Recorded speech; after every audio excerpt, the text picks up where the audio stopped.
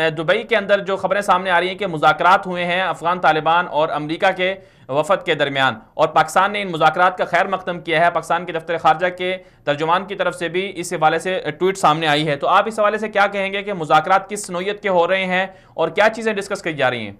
कैदियों के तबादले और जंगबंदी पर बात हो रही है। अफगान तालिबान के मरकजी तर्जुमान ज़बीहुल्लाह मुजाहिद ने रात रात देर से एक बयान जारी किया था, जिसमें उन्होंने कहा था कि अफगानिस्तान समेत इसमें पाकिस्तान, यूएई, सऊदी अरब और अमेरिका के नुमाइंदे शामिल होंगे। लेकिन आज पाकिस्तान के हुकाम का कहना है कि इसमें पाकिस्तान का कोई नुमाइंदा बाज़ाब्ता मुज़ाकरात में नहीं होगा, बल्कि साइड लाइन पर ताउन के लिए होगा। ताहम मुत्तहिदा अरब इमारात और सऊदी अरब के नुमाइंदे बराह रास्त मुज़ाकरात में शामिल है। अफगान हुकूमत का कहना है कि उसका कोई नुमाइंदा इस मुज़ाकरात में शामिल नहीं है, जिससे कुछ शकूक तो बढ़ रहे हैं, लेकिन कतर में इसके जो मुज़ाकरात होंगे उसके मुस्बत नताइज आएंगे। और इस इब्तदाई मुज़ाकरात में इन तीन बातों पर ज्यादा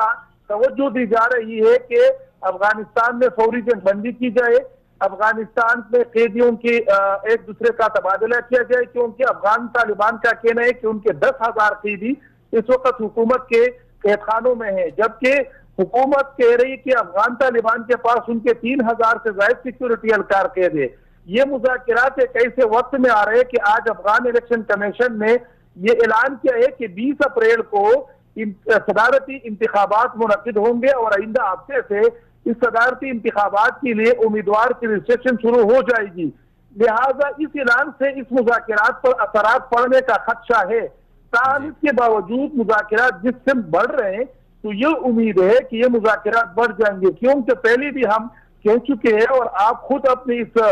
शो में सबको बता चुके हैं अपने प्रोग्रामों में कि इन मुज़ाकरात की कामयाबी में सऊदी अरब, मुत्तहिदा अरब इमारात और पाकिस्तान का कलीदी किरदार होगा, जिसको अब अमेरिका ने भी तस्लीम किया है। जी कासिम साहब, एक और बात सुनने में आ रही है कि कुछ अफगान तालिबान के अंदर से कुछ लोग नाराज हैं कि अभी मुज़ाकरात नहीं होने चाहिए, हम तो जंग जीते हुए हैं। अफगान तालिबान की जो जंगी कमांडर है उनका ये मौक़िफ़ है कि हम सुन के ये जंग मेज पर नहीं हारना चाहते। वो असल में यही सोच रहे कि सियासी अमल में उनका कितना हिस्सा होगा, क्योंकि बाज अफगान तालिबान जो मुसलसल 17 सालों से फील्ड में है और लड़ाई लड़ रहे हैं और उन्होंने हजारों लोगों को तरबियत दी है, उनका मौक़िफ़ ये है कि अगर फौरी जंगबंदी या फौरी मुआहिदा हो जाता है तो उन जंगजुओं को किस तरह डिसमेंटल किया जाएगा, उनकी असला किस तरह वापस लिया जाएगा और उनको इस बात पर किस तरह राजी किया जाएगा कि अफगान हुकूमत के साथ मिलकर, अफगान सियासी लोगों के साथ मिलकर और अमेरिका के साथ मिलकर हम हुकूमत कर रहे हैं। क्योंकि असल मसला इनके पास यही है कि इनको इन हजारों जमजूम को